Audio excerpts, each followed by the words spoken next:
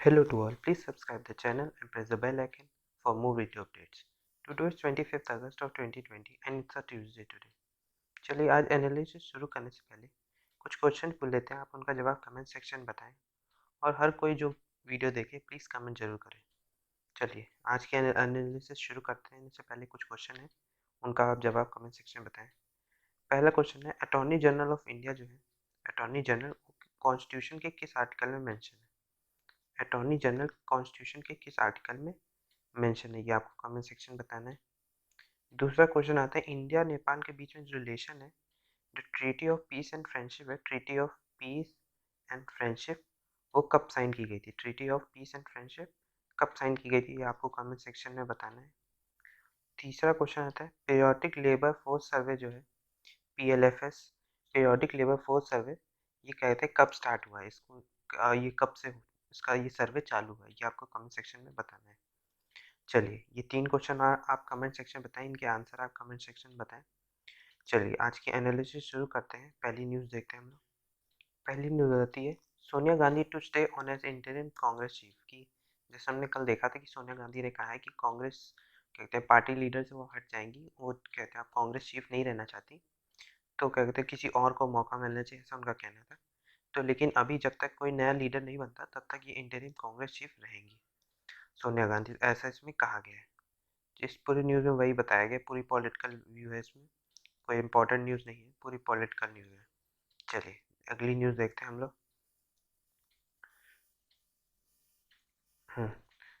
Supreme court to study effect of Bhushan statement, कि जैसे हमने देखा था प्रशांत भूषण के ऊपर क्रिमिनल कंटेम्प्ट लगा है इस वक्त, क्या कहते हैं उनसे कहा गया है कि 24 अगस्त तक, आज तक वो अपनी स्टेटमेंट दें कि वो क्या कहना चाहते हैं, अपोलॉजी मांगते हैं, माफ़ी मांगते हैं क्या कहते हैं सीजीआई से कि नहीं। ये केस ऐसा है कि जो प्रशांत भूषण है, इन्होंने सीजीआई के ऊपर कमेंट किया था, सीजीआई जो है उनके ऊपर कमेंट किया था, उनके ऊपर एक ट्वीट किया था कि वो लॉकडाउन के समय एक बहुत महंगी बाइक चलाते हैं, वो बाइक बीजेपी लीडर की थी, तो उन्होंने कमेंट किया था कि लॉकडाउन के समय वो इतनी महंगी बाइक कैसे चला सकते हैं, तो ऐसा उनका कहना था। तो इसी कारण ये क्या कहते हैं केस हुआ, तो उनके ऊपर ऐसा कहा गया कि वो डिसरिस्पेक्ट शो करें अथॉरिटी ऑफ कोर्ट के ऊपर, तो उन्हें उनके ऊपर क्रिमिनल कंटेम्प्ट लगना चाहिए, तो उनके ऊपर क्रिमिनल कंटेम्प्ट लग चुका है।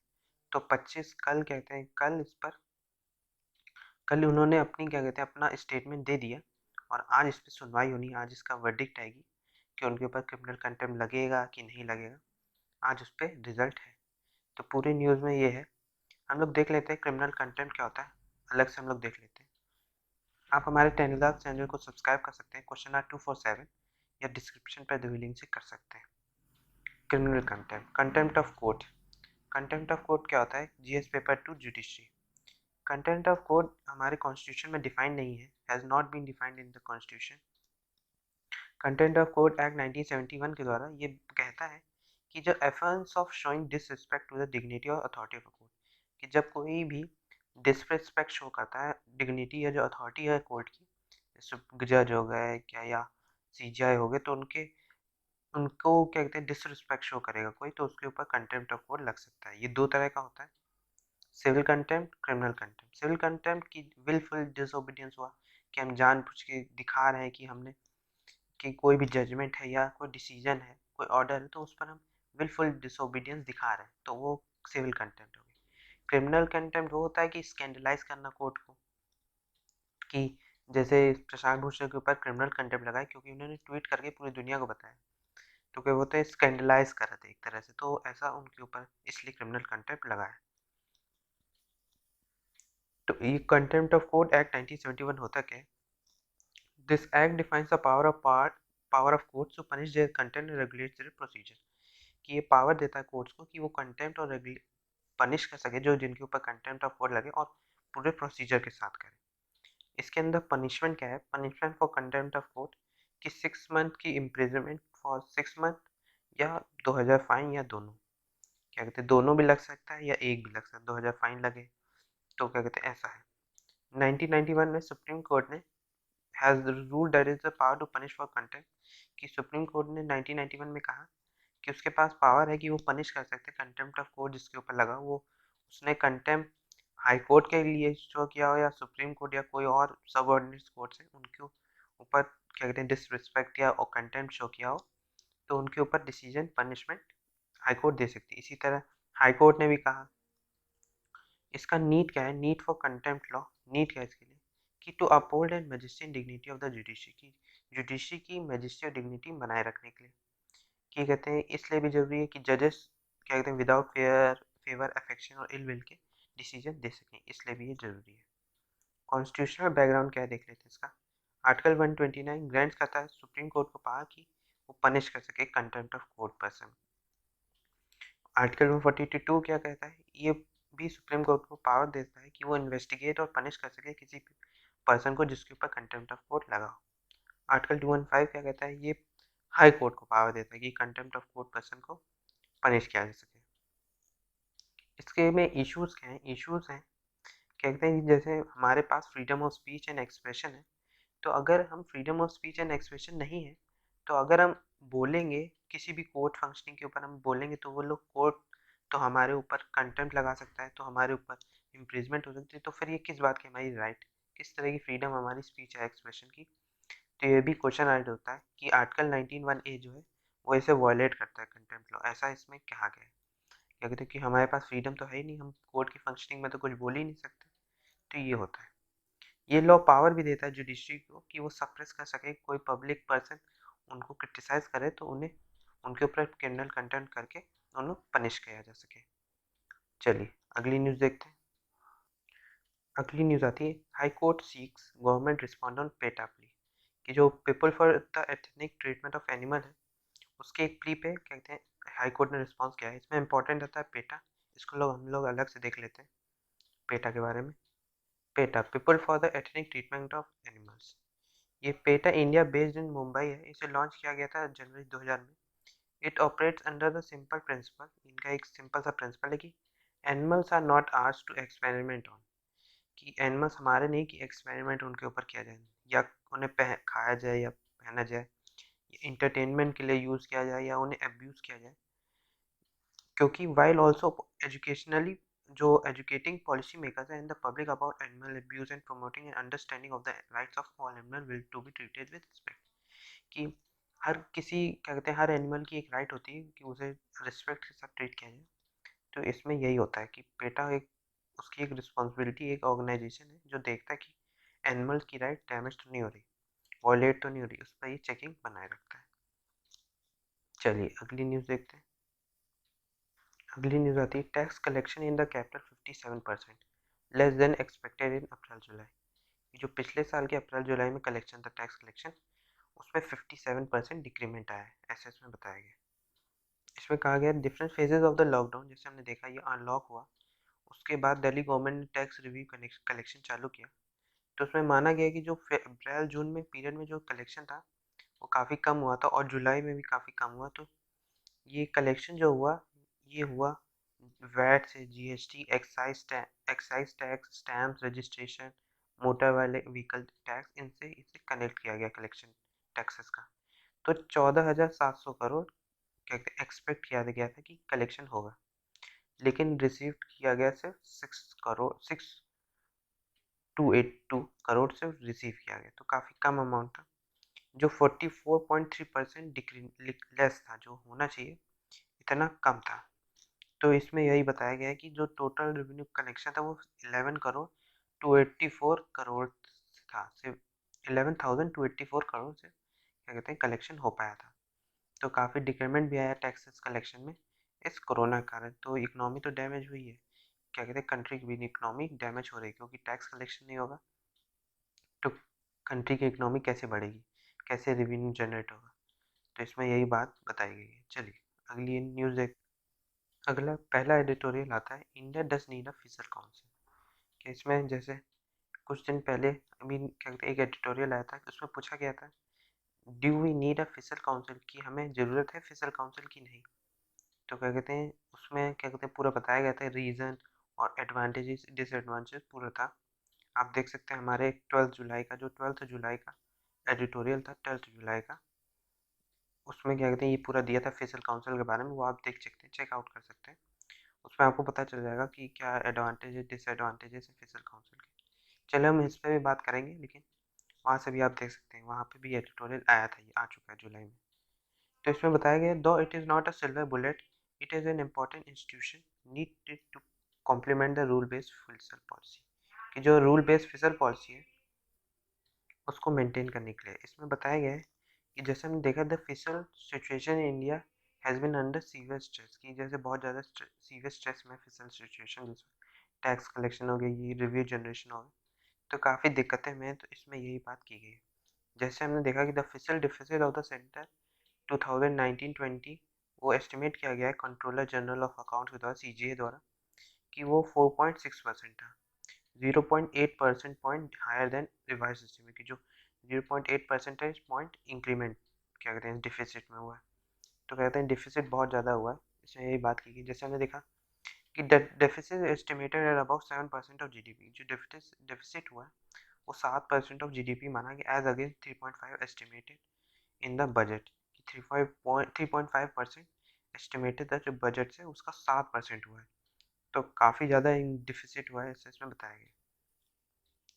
इसमें अब ये भी बताया गया कि बिसाइड लार्ज डेफिसिट और डेब्ट, ये भी क्वेश्चन अराइज होते हैं कि कहते हैं the practice of repeated postpone of target timely non settlement of bill payments, जो timely non settlement of bill payments उनके कारण भी डिफिसिट बहुत ज़्यादा इंक्रीज हुए।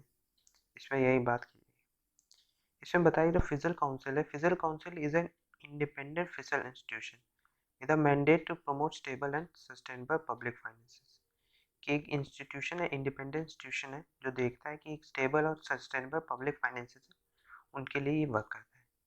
चलिए हम लोग उसको फिजिकल काउंसिल को अलग से देख लेते हैं, फिजिकल काउंसिल को हमारे नोट्स में देख लेते हैं।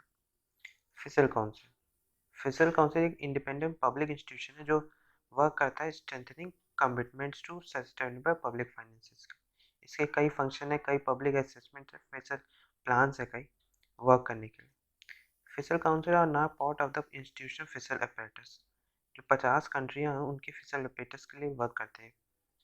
कंपोजिशन और हाउ दे फंक्शन, ये कैसे फंक्शन करते हैं, इन्हें बनाया गया था recommendation bye 14th finance commission, 14th finance commission के रिकमेंडेशन में इसे बनाया गया था। इसे एफआरबीएम एक्ट द्वारा बनाया गया था, inserting a new section mandating the establishment of an independent physical council, एक इंडिपेंडेंट फिजिकल काउंसिल बनाने के लिए इसे बनाया गया था। The council is suppose to be appointed and report to parliament and should have its own budget, की ये रिपोर्ट जो अपना बनाते हैं उसको पार्लियामेंट को सबमिट की जाती है, और वो क्या कहते हैं उनका खुद का एक बजट होता है।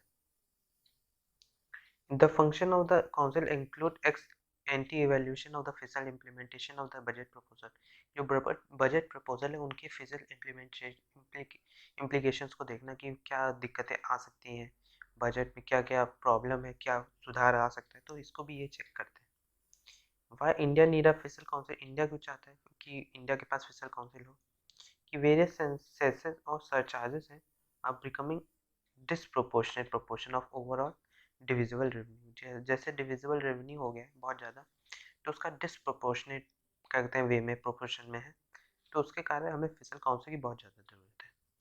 और इसलिए भी ज़रूरत है, there is need for coordination between the finance commission as well as the GST council, कि एक कोऑर्डिनेशन बनाए रखना कि फाइनेंस कमीशन और जीएसटी काउंसिल के बीच में, तो उसके लिए भी फिजिकल काउंसिल बहुत ज़्यादा ज़रूरत है। क्या कहते हैं, how covid pandemic has made it more relevant, कि कोविड-19 पैंडेमिक कैसे इसको रिलेवेंट कर दिया कि फिजिकल काउंसिल अब होना ही चाहिए इंडिया के पास। कि जैसे हमने देखा, government needs to borrow and spend more now in order to support vulnerable households, कि इंडिया को इस वक्त बहुत ज़्यादा बोरो और स्पेंड करना पड़ रहा है जो वनरेबल लिवलीहुड्स हैं या हाउस होल्ड लोग हैं उनके ऊपर, क्या कहते हैं, क्योंकि दिक्कतें ना हो किसी को, हर कोई कहते हैं हर किसी को तक खाना पहुँच सके, तो इसलिए ये बहुत ज़्यादा किया जा रहा है। कि but that will mean a steep rise in depth, कि बहुत ज़्यादा डेप्थ में स्टीप राइज आएगा, तो इसमें इसलिए फिजिकल काउंसिल की ज़रूरत है। In India 2 expert committee have advocated the institution of such a council in recent year, कि 2 एक्सपर्ट कमेटी थी जिन्होंने इस इंस्टीट्यूशन को काउंसिल किया कि रिसेंट ईयर्स में, जैसे एक थी 2017 में एन के सिंह कमेटी और 2018 में डी के श्रीवास्तव कमेटी, दोनों ने कहते हैं चेक किया और देखा गया कि ये हमें ज़रूरत है कि नहीं फिजिकल काउंसिल की, नहीं। These recommendation follow similar recommendation, कि ये रिकमेंडेशन तो इन कमिटी के द्वारा हुई, उसके बाद 13th और 14th फाइनेंस कमीशन जो था उसके रिकमेंडेशन में इसे बनाया गया था। चलिए अगली एडिटोरियल देखते हैं। अगला एडिटोरियल से पहले हम लोग लास्ट का इसका देख लेते हैं। इसमें लास्ट में कहा गया है, व्हेन द मार्केट फेल, जब मार्केट फेल होती है गवर्नमेंट हैव टू इंटरवीन, की उसका गवर्नमेंट को इंटरवीन करना पड़ता है। What we do when the government fail, कि क्या करते हैं हम जब गवर्नमेंट फेल होती है। It is here that we need system and institution to ensure checks and balances, कि हमारे पास एक सिस्टम होना चाहिए, एक इंस्टीट्यूशन होना चाहिए जो चेक्स एंड बैलेंसेस करे, जैसे फिसल काउंसिल। फिसल काउंसिल एक इम्पॉर्टेंट क्या कहते हैं इंस्टीट्यूशन हो सकता है जो कॉम्प्लीमेंट करेगा रूल बेस्ड फिसल पॉलिसी। जो फिसल पॉलिसी है उनके रूल्स को इम्प्लीमेंट करना, ये of course it is not a silver bullet, कि एक सिल्वर बुलेट नहीं है कि no political will the institution would be less effective and there is political will there is no need for such an institution. क्या कहते हैं कि ये ऐसा तो है नहीं कि सिल्वर बुलेट है कि इसको करेंगे तो काम पक्का ही होगा, सही होगा ही, ऐसा तो कुछ है नहीं। ये पॉलिटिकल विल के हिसाब से भी तो चल सकता है। तो इसलिए भी इसमें दिक्कतें भी हैं और एडवांटेजेस भी हैं और डिसएडवांटेजेस भी है, तो हमें सोच समझ के इसे इम्प्लीमेंट करवाना होगा। तो ऐसा इसमें बात की गई है। चलिए अगला एडिटोरियल देखते हैं। अगला एडिटोरियल आता है, reversing health sector neglect with reform agenda, कि हेल्थ सेक्टर का जो हम लोग ने निगलेक्ट किया है उनके रिफॉर्म एजेंडा में। तो इसमें पूरे में वही बताया गया हेल्थ सेक्टर के ऊपर है। इसमें शुरू में बताया गया कि जैसे हमने देखा कि जो दो कंट्री है, पहली होगी यूएसए और तीसरे नंबर पे जो इंडिया है नंबर ऑफ केसेस में, तो दोनों जगह हेल्थ केयर में उतना लगता है कि उतना ज़्यादा ध्यान नहीं दिया गया, इसीलिए इतने ज़्यादा केसेस हैं। ऐसा इसमें कहा गया कि इतना ज़्यादा जो इंक्रीजमेंट आया है इस पैंडेमिक में केसेस में, तो ये सोचने की बात है कि इन्हीं दो कंट्रीज जो डेवलप यूएसए है वहाँ पे इतने ज़्यादा केसेस कैसे हो सकते हैं। तो इसमें ये कहा गया this is the lead due to the lack of effective universal health coverage, की जो यूनिवर्सल हेल्थ कवरेज है उसकी ना होने के कारण इस स्कीम में ऐसी दिक्कतें आई हैं। तो इसमें ये भी बताया गया जो नया चालू हुआ है हमारे पीएम ने चालू किया है, प्रधानमंत्री वो प्राइम मिनिस्टर कहते हैं जो नेशनल ने चालू किया है नेशनल डिजिटल हेल्थ मिशन, तो उसके बारे में बताया गया। इसको हम लोग अलग से देख लेते हैं नेशनल डिजिटल हेल्थ मिशन को। The ministry of health and family welfare ने रिकमेंड किया था कि नेशनल डिजिटल हेल्थ मिशन लाया जाए, कि enormous amount of health data जो रहता है कि लोगों के पास फाइल खूब मोटी फाइल हो जाती है, इतने ज़्यादा डिजीज़ होती रहती है या दिक्कतें आती रहती हैं, तो रिपोर्ट्स हो गई या सब डाटा जो रहता है तो उसको मेंटेन करने के लिए काफ़ी दिक्कतें हो रही। तो जब नेशनल डिजिटल हेल्थ मिशन हो जाएगा तो ये कार्ड रहेगा, उसमें आपकी सारी रिपोर्ट सारी कि आप कौन सी दवा ले रहे हैं कौन सी दवा नहीं ले रहे हैं पूरा पर्चा उसमें ही फिट होगा। एनडीएचएम एक टेक्नोलॉजी प्रोवाइड करेगा to manage and analyse data, की मैनेज करने के लिए एनालाइज करने के लिए डाटा। ये जैसे एक पर्सनल हेल्थ आइडेंटिफायर रहेगा जो मेंटेन करेगा पर्सनल हेल्थ रिकॉर्ड, जो हेल्थ रिकॉर्ड रहते हैं उनको मेंटेन करेगा। इसमें होगा नेम ऑफ पेशेंट होगा, उसके family, date of birth, gender, mobile number, email address, location, family ID and photograph सब होगा। ये बिल्कुल आधार की तरह होगा, जैसे आधार में हमारे पूरे डाटा रहते हैं तो वैसे ही ये भी होगा।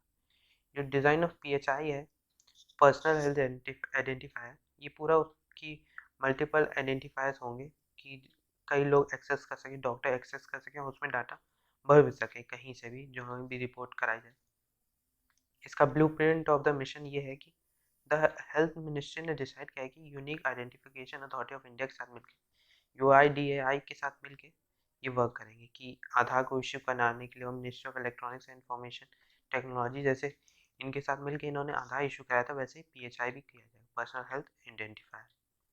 कि ये नेशनल डिजिटल हेल्थ ब्लूप्रिंट है, ये एक कमेटी के द्वारा बनाया गया था, जो एक 14 मेंबर की कमेटी बनी थी।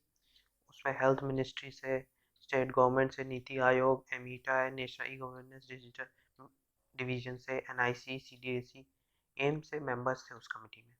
तो उन्होंने इस पर ध्यान दिया और ये कमेटी में ये डिसीजन आया था। It would partly funded by the government, ये पूरी तरह से फंडेड किया जाएगा गवर्नमेंट के द्वारा। इसकी ट्रांजैक्शन फी प्राइवेट प्लेयर से ली जाएगी। The committee has also suggested a command control and communication center 4C की as a single point of contact in public health emergency, की पब्लिक हेल्थ इमरजेंसीज में एक सिंगल पॉइंट ऑफ कॉन्टैक्ट रहेगा। उसके बाद it estimate all the components of the mission would take about 18 months to develop, की ऐसा इसमें कहा गया कि 18 महीने लगेंगे क्या कहते हैं ये नेशनल डिजिटल हेल्थ मिशन को लाने में। चलिए अगली न्यूज़ देखते हैं हम लोग। अगली न्यूज़ आती है, consider online NEET from next year, की कहते हैं एसएमसीआई ने कहा है, एक रिकमेंडेशन किया है मेडिकल काउंसिल ऑफ इंडिया ने कि जैसे आईआईटी के सारे एग्ज़ाम जो आईआईटी एडवांस होता है, उसे क्या कहते हैं ऑनलाइन कर दिया गया, तो वैसे ही नीट को भी ऑनलाइन कर देना चाहिए अगले साल से। जैसे हमने देखा है कि जेईई हो या नीट, दोनों एनटीए कराता है, नेशनल टेस्टिंग एजेंसी, तो क्यों नहीं नीट को ऑनलाइन करना चाहिए। तो इसमें ये रिकमेंडेशन है कि होना चाहिए। जैसे हम जानते हैं कि सितंबर 13 को एंट्रेंस एग्ज़ाम है नीट का, और काफ़ी ज़्यादा कि इसकी पोस्टपोनमेंट के लिए कि पोस्टपोन कर दिया जाए, इसलिए काफ़ी ज़्यादा ट्वीट चल रहे हैं पूरे ट्विटर में। इनके बहुत ज़्यादा ट्वीट हो रहे हैं कि इन्हें पोस्टपोन करना देना चाहिए, इस पैंडेमिक में नहीं होना चाहिए, केसेस बढ़ जाएंगे, तो काफ़ी दिक्कतें हैं। तो इसमें इसीलिए कहा गया कि अगले ऐसे इन फ्यूचर ना आए, आए तो दिक्कत ना हो, तो इसलिए ऑनलाइन कर देना चाहिए, ऐसा इसमें कहा गया है। अगली न्यूज़ आती है, virus breaches another wall for Bondas test positive. ये बोंडास क्या है? बोंडास एक ट्राइबल कम्युनिटी है जो उड़ीसा की है, मलकानगिरी डिस्ट्रिक्ट उड़ीसा में रहते हैं ये ट्राइबल पीपल। तो वहाँ के 4 लोगों को, जो बोंडास हैं, उनको कोविड-19 पकड़ चुका है। ये बोंडास क्या होते हैं? आप पर्टिकुलरली वल्नरेबल ट्राइबल ग्रुप होते हैं जो रहते हैं स्मॉल हटमेंट्स, जो हिल्स ऑफ खैरापुर ब्लॉक में रहते हैं। इनका पॉपुलेशन सिर्फ 7,000 है। इन ट्राइबल पीपल की पॉपुलेशन 7,000 है। चलिए देख लेते हैं ये पर्टिकुलरली वल्नरेबल ट्राइबल ग्रुप होता क्या है, होते क्या है। In inter tribal population makes up for 8.6%, जो 8.6% है टोटल पॉपुलेशन, उसमें 8.6% ट्राइबल पॉपुलेशन कंट्रीब्यूट करती है। जो पर्टिकुलरली वल्नरेबल ट्राइबल ग्रुप होते हैं वो among tribal are more vulnerable among tribal groups की, मोर वल्नरेबल होते हैं क्योंकि ये more develop assertive tribal group take a major chunk of the tribal development fund, कि ट्राइबल डेवलपमेंट फंड का यूज़ करते हैं अपनी फंड डेवलपमेंट करने के लिए। 1973 में देवार कमीशन ने क्रिएट किया था प्रिमिटिव ट्राइबल ग्रुप, एक सेपरेट कैटेगरी हुआ less develop among tribal groups की।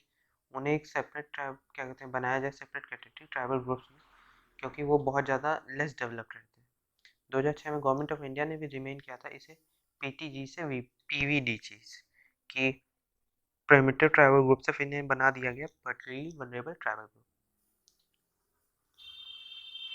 पीवीडीजीज हैव सम बेसिक कैरेक्टर, इनकी कुछ बेसिक कैरेक्टरिस्टिक होती है कि ये होमोजीनियस होते हैं, स्मॉल पॉपुलेशन होती है, रिलेटिवली फिजिकली आइसोलेटेड होते हैं, absence of written language, relatively simple technology इनके पास, स्लोअर रेट ऑफ चेंज होते हैं। Among 75 listed PVTs the highest number of found in Odisha की, जो 75 पीवीटीजीज हैं particularly vulnerable group, particularly vulnerable tribal group, उनमें जो 75 हैं जो ये लिस्ट में है, वो क्या कहते हैं उड़ीसा में फाउंड होते हैं। उड़ीसा में सबसे ज़्यादा अमाउंट में ट्राइबल पॉपुलेशन है, ट्राइबल पीपल वहीं रहते हैं मैक्सिमम। इसमें ये बात की गई है। चलिए अगली न्यूज़ आती है, Guwahati gets India's longest river ropeway, कि गुवाहाटी में सबसे बड़ा रोपवे बना है क्या कहते हैं रिवर के ऊपर, गुवाहाटी में। ये 1.82 kilometre by cable jig back ropeway है जो कनेक्ट करेगा forest camp near the Kamrup metro deputy commissioners office in the city on the southern bank of the Brahmaputra and hillock behind the Dol Govinda temple in north Guwahati. Dol Govinda temple है, उसको जो Kamrup deputy commissioner office है उससे connect किया जाएगा ये ropeway के द्वारा। ये पूरा बाई केबल जाएगा, 1.82 किलोमीटर का होगा, जो ब्रह्मपुत्र क्या कहते हैं रिवर के ऊपर है। तो काफ़ी अच्छा भी स्टेप है, ये बनाना चाहिए था, दिक्कतें हो रहती है। तो चलिए आज के लिए इतना ही। Thank you very much. अगर आपने चैनल को सब्सक्राइब नहीं किया तो चैनल को सब्सक्राइब कर दें। Thank you very much.